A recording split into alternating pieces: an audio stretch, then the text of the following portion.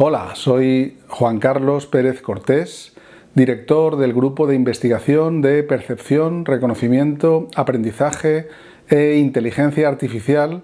del Instituto Tecnológico de Informática.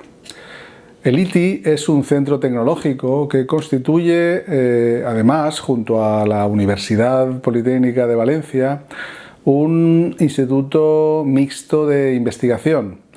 La misión del ITI es proporcionar conocimiento, infraestructuras y tecnologías para dar respuesta a los retos tecnológicos de empresas e instituciones, así como asesoramiento en fuentes de financiación que cubran e incentiven los procesos de digitalización e investigación en todos estos ámbitos. El instituto está formado por alrededor de 200 profesionales que ejecutan más de 300 proyectos de investigación al año.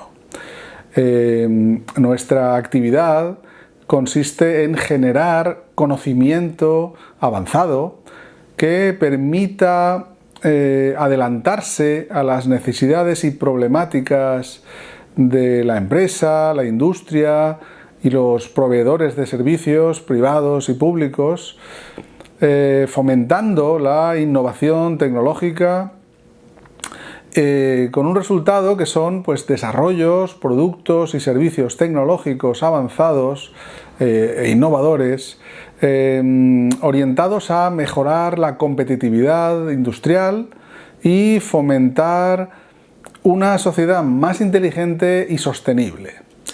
Entre las líneas y ámbitos de aplicación en las que se especializa el Instituto Tecnológico de Informática, la salud es una de las más importantes.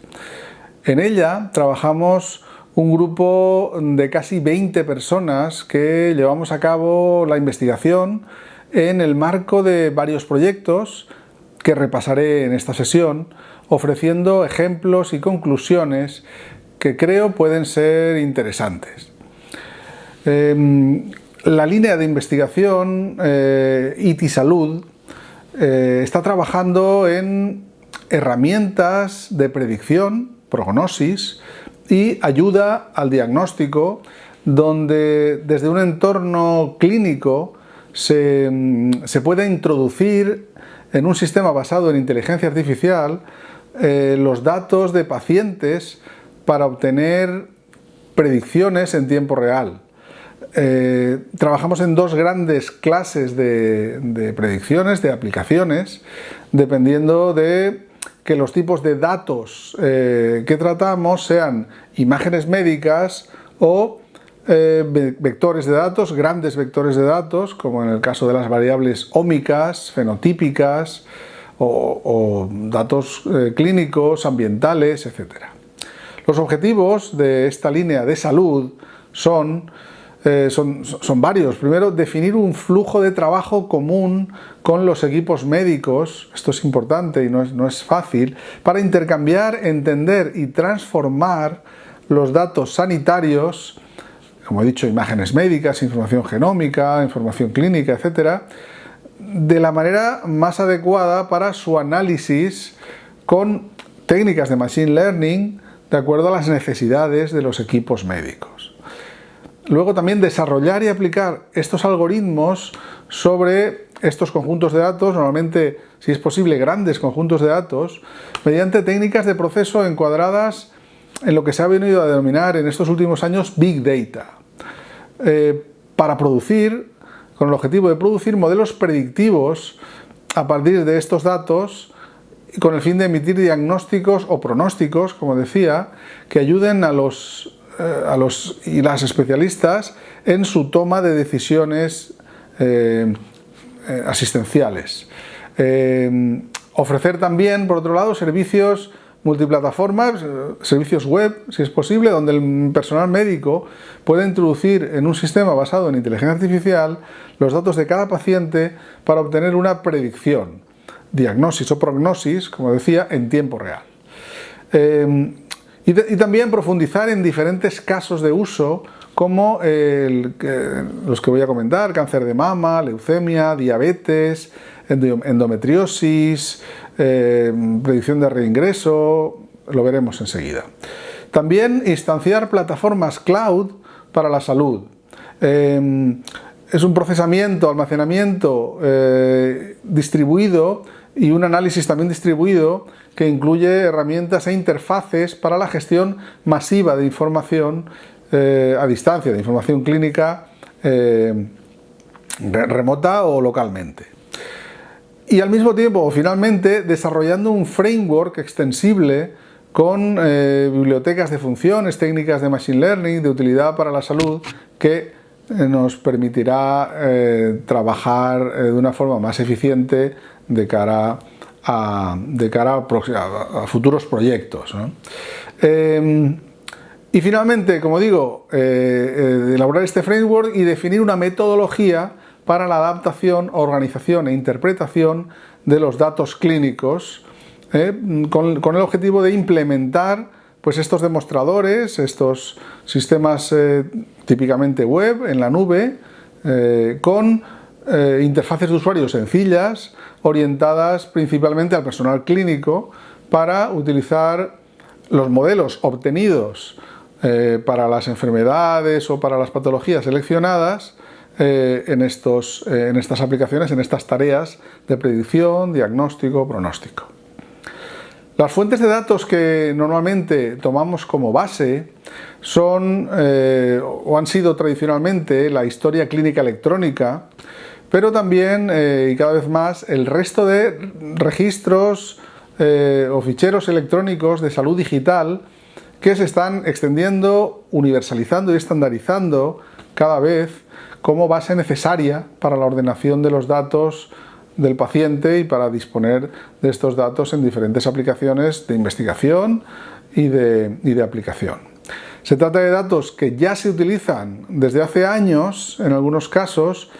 pero normalmente mediante el uso de herramientas estadísticas estándar que tenemos un poco el objetivo de mejorar o de ir un poco más allá. También otra fuente de datos es la información genómica, que gracias a los avances recientes conseguidos durante estos años,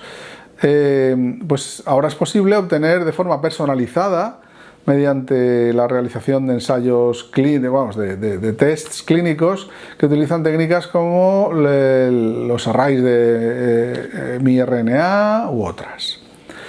En este caso, el tamaño potencial de los datos es enorme.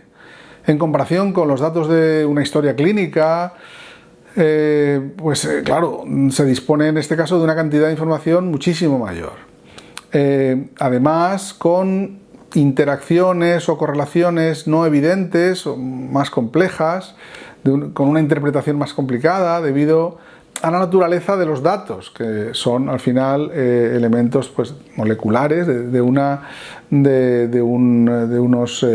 ácidos nucleicos. Por ello, en este caso, las herramientas estadísticas que tradicionalmente se habían utilizado para analizar los datos clínicos empiezan a no ser adecuadas. En cambio, los avances y técnicas que se han desarrollado en otros ámbitos, en otros ámbitos de aplicación, en los campos de estudio del pattern recognition, machine learning y la inteligencia artificial, sí son útiles para analizar, evaluar y extraer conclusiones de este tipo de datos. También se dispone de un tercer tipo de información que, si bien está siendo utilizada también desde hace cierto tiempo, tampoco es posible analizar con las herramientas estadísticas estándar, clásicas, utilizadas para la historia clínica, por ejemplo. Para determinadas enfermedades es posible obtener distintos tipos de imagen, serían test diagnósticos de imagen, ecografía, radiografía, resonancia magnética, tomografía axial computarizada, tomografía por emisión de positrones, etcétera, que pueden aportar información valiosa para detectar tanto la presencia como el riesgo de desarrollar una determinada patología. Actualmente, por ejemplo, en el ITI disponemos ya de versiones funcionales y también en desarrollo, versiones siguientes en desarrollo, de herramientas que se utilizan de forma combinada, en este caso para el procesamiento masivo y automatizado de mamografías. ET Breast Calculate sería una de ellas, y también para una posible revisión manual posterior de los resultados, en este caso sería ET Breast Analyze. Existe una tercera pieza también llamada Breast Predict, que determina la probabilidad de padecer en el futuro la enfermedad analizada, es decir, en este caso el cáncer de mama, a partir de estas mamografías y en combinación con datos clínicos de las pacientes. El objetivo de estas herramientas es aliviar una parte del trabajo rutinario, cotidiano de especialistas en radiología mediante la automatización de la lectura de mamografías y la determinación del porcentaje, en este caso, de tejido denso, en oposición al tejido glandular. La piedra angular para luchar contra el cáncer de mama se centra en la detección precoz. Por ello, los hospitales españoles están implantando programas de cribado para las mujeres a partir de los 45 o 50 años de edad. De esta manera, pues se les realiza una exploración radiológica con el objetivo de detectar tumores en fases incipientes o de estimar la densidad mamaria para determinar si es conveniente aumentar la frecuencia del screening, la frecuencia del estudio diagnóstico. Y bueno, esto lo que nos ofrece es un dato positivo al final, y es que el resultado de este tipo de prácticas de prevención se demuestra que ha aumentado hasta el 90% el porcentaje de pacientes que se han curado 5 años después de su diagnóstico y tratamiento, lo cual es muy interesante, desde luego.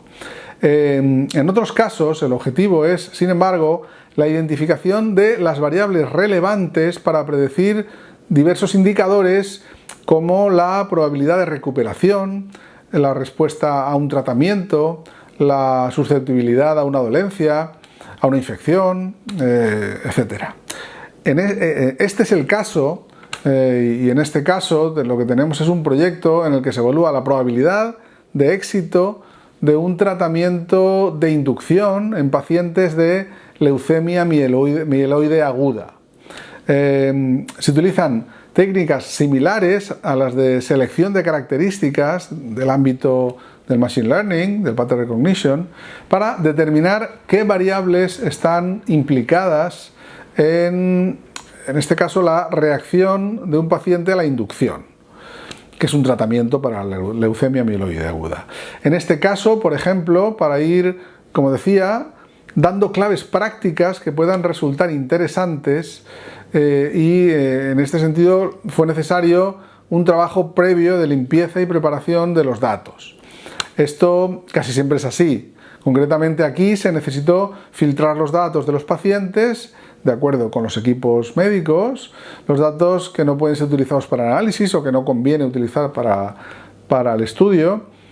Y además se realizó una imputación de los datos faltantes, que es otra cuestión que aparece a menudo en este tipo de tareas, que hay datos cuyo valor no se conoce, o ha habido un error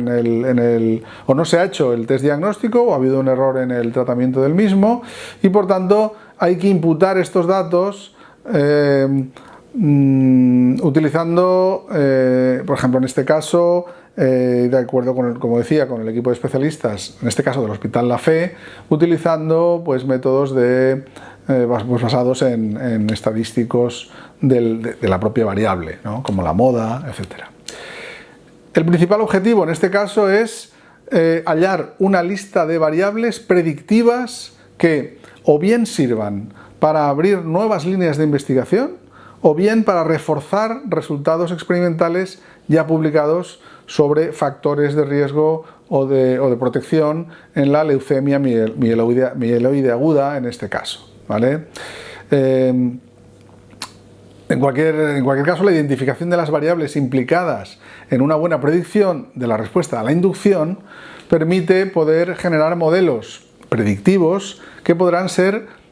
al final consultados por los equipos médicos y que les aporten más información a la hora de decidir qué tratamiento aplicar a los pacientes. En resumen, lo más destacable de este tipo de proyectos es la necesidad de una interacción intensa con los equipos de especialistas clínicos, esto hay que preverlo ya de entrada, para unificar vocabulario, para entenderse, para decidir qué variables incluir en el análisis, en qué formatos, tipo, escalares, continuos, categóricos, etc. Y también, muy importante, cuál es el objetivo concreto de la tarea y cómo expresarlo algorítmicamente.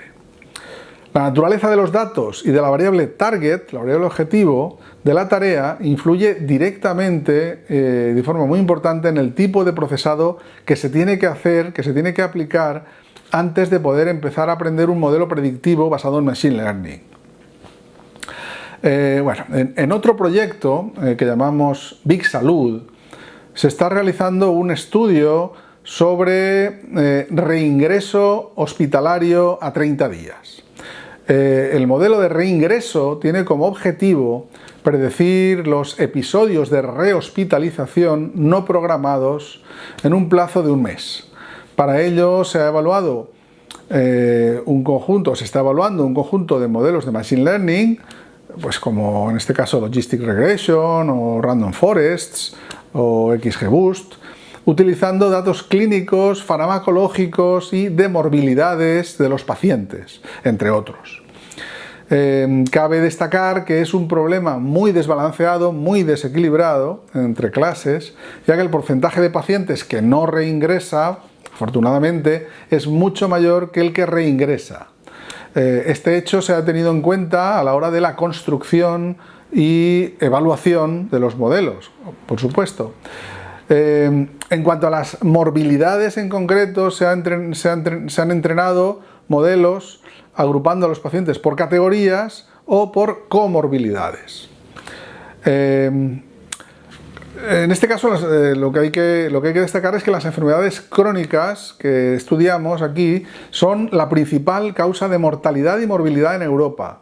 Y este proyecto está orientado a optimizar la gestión de esas enfermedades con el propósito de servir de ayuda al personal clínico en el proceso de toma de decisiones, digamos, sobre el terreno, haciendo posible un mejor pronóstico de complicaciones y evitando el reingreso no programado de pacientes durante los 30 días inmediatos al alta hospitalaria, haciendo asistencia a domicilio y otras actuaciones para evitar precisamente este reingreso. En el proyecto, por nuestro lado, por nuestro análisis, se combinan conjuntos de datos procedentes de diversas fuentes, como decía antes, entre otras pues, la historia clínica, la imagen, farmacia, hábitos de vida, etc. Es decir, características y variables de diferentes procedencias, como ya comentaba antes. El estudio se complementa con el uso de servicios de infraestructura para tratamiento de información que lleve las soluciones a la práctica hospitalaria, es decir, que genere pues, los medios de ejecución, de consulta y de uso, digamos, en tiempo real y sobre el terreno, como decía, ¿no? Como datos útiles adicionales, puedo comentar cómo hemos articulado las tareas del proyecto, en este caso en 3 ejes. El primero consiste en consolidar un flujo de trabajo, vuelvo a repetir, como he dicho antes, porque es muy importante, un flujo de trabajo común entre equipos médicos y analistas de datos y especialistas en Machine Learning para intercambiar, entender y transformar los datos sanitarios, definiendo las variables y características necesarias para la construcción de modelos de aprendizaje automático. El segundo eje es es el que nos permite seleccionar y ajustar las técnicas aplicadas para construir modelos predictivos con el fin de emitir pronósticos, como decía, que ayuden, en este caso, a predecir el reingreso de los pacientes. Estas mismas técnicas, convenientemente adaptadas, serían aplicables a cualquier otra acción, cualquier otra tarea que permita a un hospital anticipar sus necesidades. Y el tercer eje se basa en optimizar la infraestructura de análisis de datos, adecuándola a las necesidades de un hospital, extendiendo un servicio predictivo donde un médico pueda introducir en un sistema basado en inteligencia artificial los datos de un paciente para obtener una estimación en tiempo real de la tarea que pretende, es decir, de la predicción, en este caso, de reingreso. Ya existían modelos de atención a las enfermedades crónicas, en este caso, insisto, en cuanto al reingreso, por ejemplo, basados en la estratificación de la población en segmentos, según un criterio de riesgo, y también modelos predictivos como el Probability of Repeated Admission o el Hospital Readmission Inventory, pero todos ellos presentan limitaciones importantes para su adaptación y su aplicación clínica en nuestros hospitales. Por eso en el proyecto Big Salud, se pretende desarrollar un modelo preciso, flexible, escalable y orientado hacia un escenario de atención integrada que consideramos absolutamente necesario para el abordaje del grupo de pacientes al que va dirigido el proyecto. Otro proyecto interesante tiene como objetivo identificar las variantes SNP, polimorfismos de un solo nucleótido, Single Nucleotide Polymorphisms, implicadas en el desarrollo de diabetes tipo 2. En este proyecto la identificación se realiza a partir de los datos obtenidos mediante el análisis del exoma en casos y controles, casos de diabetes y controles sanos. Concretamente, para cada individuo y para cada variante genética dada, se conoce si está presente o ausente en los dos alelos del sujeto. Como en otros proyectos, vuelvo a insistir, la comunicación con los equipos médicos para identificar los targets, los objetivos y acordar el tratamiento inicial de los datos es muy importante. En este caso se descartaron, por ejemplo, las variantes constantes o con demasiados datos, o con demasiados datos faltantes, con demasiado pocos datos, y se imputaron estos faltantes restantes, pues por ejemplo en este caso utilizando la moda de cada variante, un estadístico de cada variante, de cada característica. Se aplicó una técnica de asociación de variables de tipo ensemble, que en este caso estamos desarrollando en el grupo, que permite explorar de una forma novedosa, de una forma combinatoria, los conjuntos de variantes que son buenos predictores de la enfermedad de una manera consistente, utilizando técnicas que aumentan la consistencia del resultado. Con esto lo que queremos es proporcionar al equipo médico una lista de variantes, de las variantes que conjuntamente con otras están relacionadas con una buena predicción de tener o no diabetes de tipo 2. Otro proyecto más activo en este momento se orienta al diagnóstico no invasivo de endometriosis. La endometriosis consiste en la aparición y crecimiento de tejido endometrial fuera del útero, sobre todo en la cavidad pélvica, como los ovarios, detrás del útero, en los ligamentos uterinos, en la vejiga urinaria o en el intestino. Actualmente, para poder diagnosticar la endometriosis, se requiere de una cirugía menor, pero intervención quirúrgica, en este caso mediante laparoscopia. el objetivo perseguido en este proyecto es el de construir y evaluar el rendimiento de un modelo de predicción que permita evitar esta intervención, que permita la detección de la enfermedad en base a los valores de ciertos marcadores presentes en la sangre y en la orina. La obtención de un modelo clasificador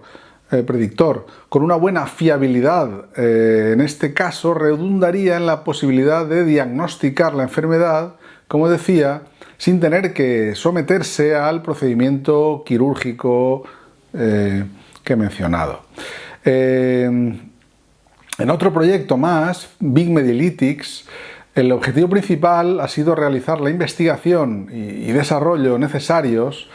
para obtener una herramienta que permita analizar las posibles interacciones entre diferentes enfermedades presentes en un determinado paciente y obtener las correspondientes alarmas que indiquen posibles riesgos de ese paciente, de cada paciente. De este modo se consigue realizar una predicción personalizada, tratando así de mejorar los resultados asistenciales y aumentar al mismo tiempo la productividad en el sector de la salud, mediante la aplicación de estas tecnologías a estos conjuntos de datos complejos, como decíamos, en este caso en toda la cadena de valor de datos médicos. En esta cadena se incluyen los datos de pacientes, proveedores de atención médica, aseguradores de salud y proveedores de tecnología médica también. La investigación pretende cubrir los principales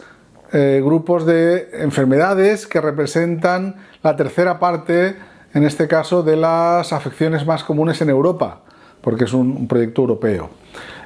Afecciones como la diabetes, las dolencias cardiovasculares, las enfermedades crónicas respiratorias o el cáncer. El Consorcio Europeo de Investigación está formado por 35 socios de 12 países, entre los que se incluyen, entre estos socios se incluyen proveedores de servicios de salud, compañías de tecnología, aseguradoras, como decíamos antes, farmacéuticas, pymes, institutos de investigación como nosotros y universidades.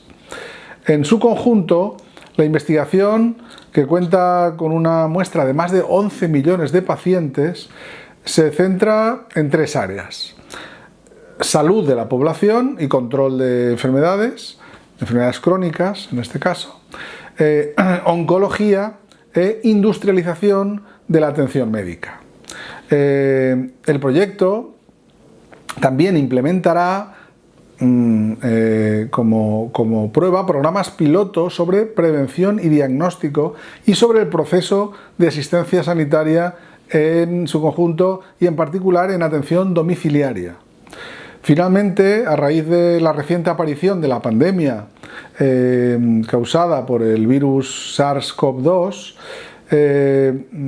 nos hemos puesto a trabajar en un par de proyectos más. Uno referente a la detección de neumonía e infiltración en radiografías de tórax, en el que esperamos que los resultados puedan ser trasladados a casos de neumonía por el virus. Y aquí hemos entrenado, junto con otros equipos de investigación, redes neuronales convolucionales profundas, lo que se conoce como Deep Learning, que hemos utilizado en otros proyectos también, tanto para la detección como para la segmentación previa de los pulmones en las imágenes. Para ello, además, hemos realizado el equipo, nos hemos repartido el trabajo para realizar un etiquetado manual del perímetro de los pulmones para más de 750 radiografías frontales y 1000 radiografías laterales. Aunque los resultados son prometedores, se ha llevado a cabo un análisis de sesgos sobre el conjunto de datos que sugieren prudencia en los resultados en general que se presentan de forma en todo el mundo. Las pruebas que hemos realizado indican que variables externas a la neumonía relacionadas con el dispositivo utilizado para realizar las radiografías y otros elementos digamos, confusores, pueden estar influyendo en la precisión de los modelos. De hecho, en la actualidad, nuestra investigación se está centrando, por un lado, en la mejora de la segmentación y, por otro, en tratar de detectar y reducir estos sesgos, la influencia de estos sesgos. Además, ampliando el estudio a otras bases de datos utilizadas en estudios internacionales. Y el segundo proyecto activo que se ha puesto en marcha en la línea de la lucha, como digo, contra la pandemia, tiene como objetivo analizar los datos de historiales clínicos de pacientes con y sin COVID-19, es decir, de casos y controles de COVID-19, con el fin de desarrollar modelos predictivos para los estadios de la enfermedad: incubación, estados graves, hospitalización, UCI con o sin respirador y fallecimiento. En este proyecto, que es en cooperación con otros grupos de la comunidad, se buscan modelos predictivos probabilísticos, pero también modelos de predicción temporales de inicio y duración de estos estadios que ayuden en el seguimiento y monitorización de las respuestas clínicas de los pacientes, pues para prevenir el posible caso de rebrotes o una segunda ola, una segunda oleada de casos. A partir de los modelos predictivos anteriores o mediante modelos descriptivos, se plantea también en este proyecto la identificación en la población no solo de la posibilidad de sufrir la enfermedad, sino también de nuevos síntomas, la aparición de nuevos o la relevancia de nuevos síntomas y signos clínicos que predigan a su vez la enfermedad, así como la identificación de factores de riesgo de contagio tanto en el público general como en profesionales sanitarios. A partir de los modelos predictivos, estos que comento, o bien usando análisis fenotípicos de los pacientes infectados, también se pretende analizar las variables que tienen un mayor impacto, las características, aquello que tiene un mayor impacto en la evolución clínica de la infección, en los tratamientos administrados a los pacientes y en modelos predictivos de la demanda de servicios sanitarios también, con el fin de optimizar la gestión de los recursos de cada hospital. Repito que este proyecto se hará o está llevándose a cabo en cooperación con diversos grupos de la Comunidad Valenciana. Inspirándonos además en algunos trabajos que se han utilizado en el pasado para análisis de supervivencia y para determinar el riesgo que producen ciertas comorbilidades, pretendemos también en el proyecto caracterizar los síntomas más comunes